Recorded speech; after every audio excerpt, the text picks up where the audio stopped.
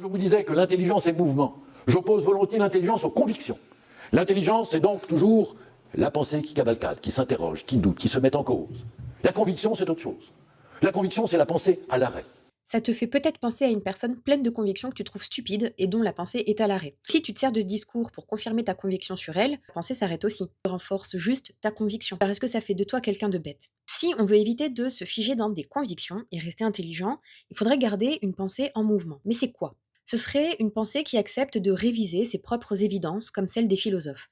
Sauf qu'on n'est pas tous des intellectuels payés pour douter. La vie nous rattrape. Il faut décider et trancher pour agir. Donc, il faut bien être convaincu un minimum que c'est la bonne option ou la moins mauvaise.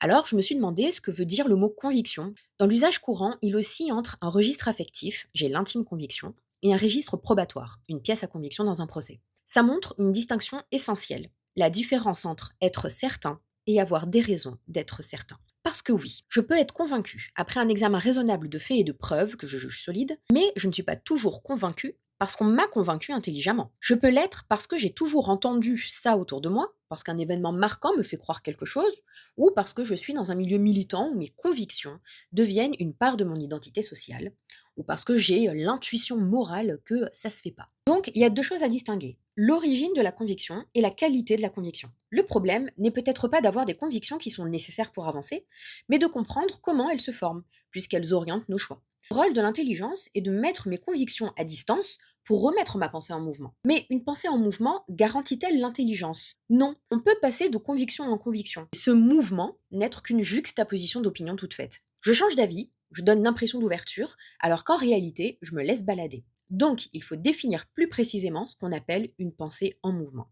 Pour le comprendre, imaginons un chemin avec plusieurs points d'arrêt importants. Une pensée en mouvement, c'est avancer étape par étape, en pouvant expliquer pourquoi on passe par là et ce qui justifie chaque arrêt.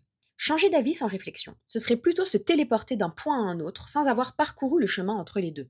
Et à quoi reconnaît-on quelqu'un qui ne l'a pas emprunté? Si tu lui demandes d'expliquer ses convictions, il en est incapable.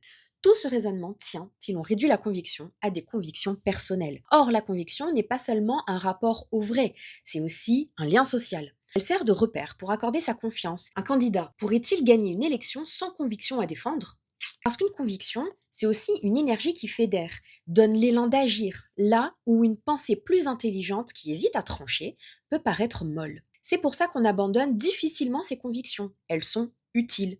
L'enjeu, ce n'est pas de vivre sans conviction, mais de créer les conditions pour qu'elles soient solides et avoir la capacité de les réviser. Et tout ça, on peut le travailler avec les enfants en leur apprenant à argumenter, contre-argumenter, repérer des problèmes et réviser leur jugement grâce à la philosophie avec les enfants.